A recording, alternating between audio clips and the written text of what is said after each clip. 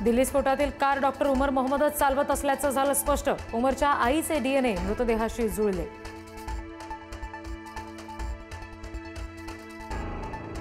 अयोध्येमध्ये 25 नोव्हेंबरच्या मोदी भागवत यांच्या कार्यक्रमावर सुद्धा दहशतवाद्यांची हल्ल्याची होती योजना। रुग्णालय आणि गर्दीची ठिकाणं दहशतवाद्यांच्या रडारवर, मात्र साथीदार पकडले गेल्यानं प्लॅन गडबडला।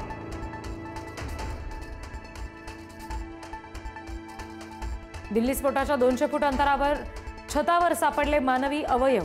आता परिसरातील सगळ्या छतांची होणार तपासणी।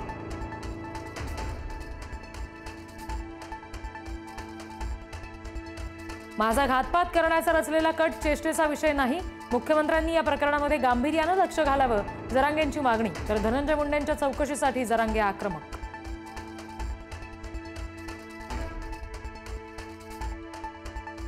मुख्यमंत्री देवेंद्र फडणवीस आणि उपमुख्यमंत्री एकनाथ शिंदे आज नाशिक दौऱ्यावर। सिंहस्थानच्या 5700 कोटींच्या कामाचं होणार उद्घाटन।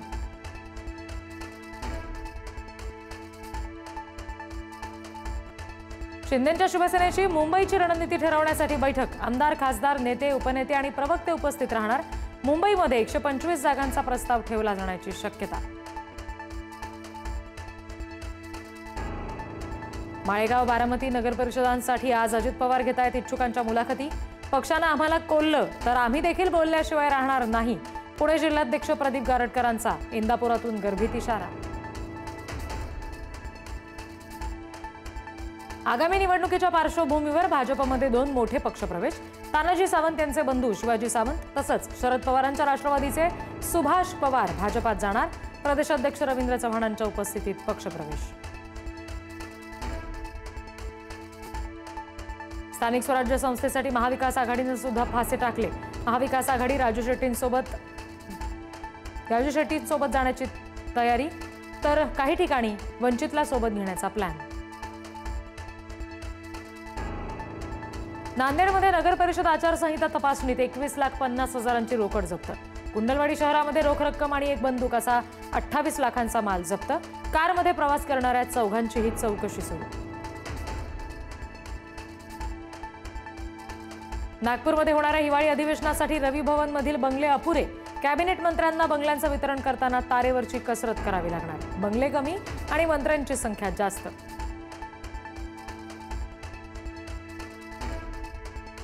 बाटलीत आत्मा बंद करतो असं सांगणारा भोंदू मांत्रिक अखेर कोल्हापूर पोलिसांच्या ताब्यात। स्मशानभूमीत किशोर लोहार या भोंदू मांत्रिकानं केली होती अघोरी पूजा।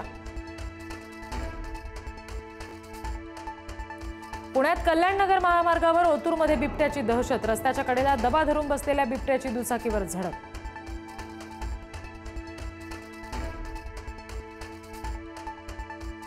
अमरावतीत स्टेजवर नवरदेवावर हल्ला करणारा अटकेत। हल्ला करणारा रावख बक्षी आणि त्याच्या साथीदाराला बडनेरा पोलिसांनी केली अटक। पश्चिम विदर्भात 10 महिन्यात 888 शेतकऱ्यांच्या आत्महत्या। ऑक्टोबरमध्ये 87 शेतकऱ्यांनी संपवलं जीवन। नैसर्गिक आपत्ती, बँकांसह खासगी सावकारांचं कर्ज ठरतंय जीवघेणं।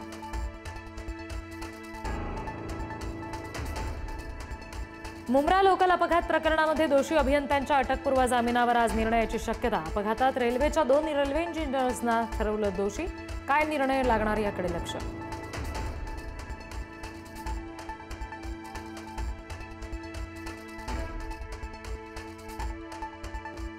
MCAच्या उपाध्यक्षपदाच्या निवडणुकीत जितेंद्र आव्हाड विजयी। नवीन शेट्टी यांचा केला पराभव। कार्यकारिणीपदी मिलिंद नार्वेकर सुद्धा विजयी।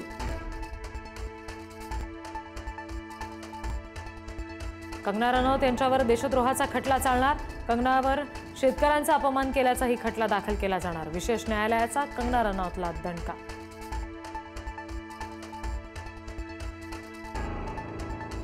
राज्यामध्ये थंडीचा कडाका वाढला। जळगावात सर्वात कमी 9.1 अंश सेल्सिअस तापमान नोंदवलं।